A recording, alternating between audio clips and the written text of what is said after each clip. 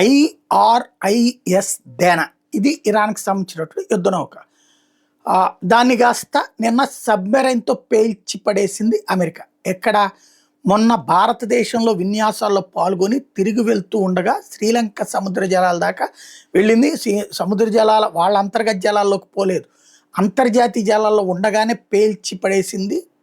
ఎక్కడ అయితే మన దేశంలో ఉన్నటువంటి దరిద్రులు అక్కడ శ్రీలంక దగ్గర పేలింది కాబట్టి శ్రీలంక వాళ్ళు తప్పని వాళ్ళ ప్రభుత్వం ఏమంటలేదు, లేదు వాళ్ళ ప్రజలు అంటలేదు. మన దేశంలో దౌర్భాగ్యం ఏంటంటే భారతదేశమే ఇరాన్కి చెప్పి పేలుపిచ్చేసేది, అమెరికాకి చెప్పి పేలుపిచ్చేసింది, లేకపోతే భారతదేశం కాపాడగ కదా, లేకపోతే దానికి సంబంధం ఉంది మనకి అన్నటువంటి. అసలు సెన్స్ ఉండాలి కదా, వాళ్ళ యుద్ధానికి మనకేంటి సంబంధం? ఇరాన్ గురించి మనం చెప్పేది ఏంది? అమెరికా ట్రాక్ చేసుకోదా ఇరాన్ యుద్ధ నౌకలు ఎక్కడెక్కడ ఉన్నాయి అన్నటువంటిది? కానీ మనం చెప్పి చేయాల్సిన పని ఏంటి? అంతర్జాతీయ జలంలో జరిగినటువంటి యుద్ధం, దాంట్లో మనం కాపాడాలన్నా మనల్ని ఎవడు కాపాడతారు? అక్కడ మనకేంటి సంబంధం ఆ యుద్ధంలో జోక్యం చేసుకోవడం అనేటటువంటిది? ఎట్లుందంటే ఈ పిచ్చ ఎదవల పరిస్థితి, ఈ దేశం తిండి తింటున్నారు, ఈ దేశాన్ని తీసుకెళ్ళి ఆడెవడి కోసం అని యుద్ధంలోకి తీసుకెళ్ళి మనమందరం చావాలి ఆ దరిద్రుడి కోసం అనేటటువంటి పద్ధతిలో మాట్లాడుతున్నారు. కొంచెం కామన్ సెన్స్ ఉండాలి. ఇరాన్ అనేటటువంటిది మనకి వన్ ఆఫ్ ద మిత్ర దేశం, yes, no doubt at all.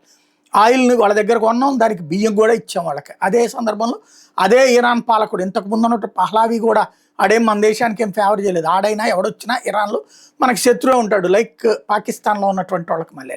కాబట్టి మన శత్రువు కోసం మనం ఇక్కడ కూర్చుని ఏడుస్తున్నాం అంటే మరి మనం ఈ దేశం కోసం బ్రతుకుతున్నాం, లేకపోతే అక్కడ బ్రతకాలనుకుంటే ఆ దేశానికి పోయి సావచ్చు కదా.